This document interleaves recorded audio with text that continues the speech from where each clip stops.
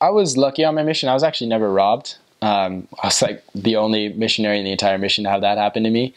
Um, a lot of it's just being smart, listening to the Spirit. You know, if you see a dark alleyway, even if it's a faster way to get home or a faster way to get to your investigator's house, and you feel something bad, go around, don't go down it. Generally good to avoid unlit streets. And our general policy, I don't know if this would work everywhere, but it worked really well for us, is if we saw somebody that we knew was definitely, you know, a drug dealer or a bad guy, for the most part, if it was daytime, we would always go over and say hi to him. We'd go over, hey, we're the missionaries, you know, we've got a message about God, and we like to talk to your family, how's it going? They would always turn us down, but it kind of created that familiarity.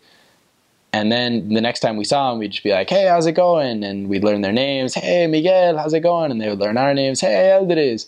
So it just kind of created that familiarity, and it was never a problem. And, you know, there were people that we knew were doing really bad things. We would hear about, you know, them robbing people. The members would sometimes even tell us specific things about specific people that we knew.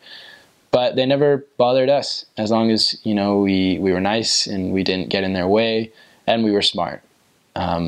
Just know where the dangerous areas are at night. At least in the Guayaquil North Mission, the area books should have a pretty good description of each area and where the places to avoid are after dark.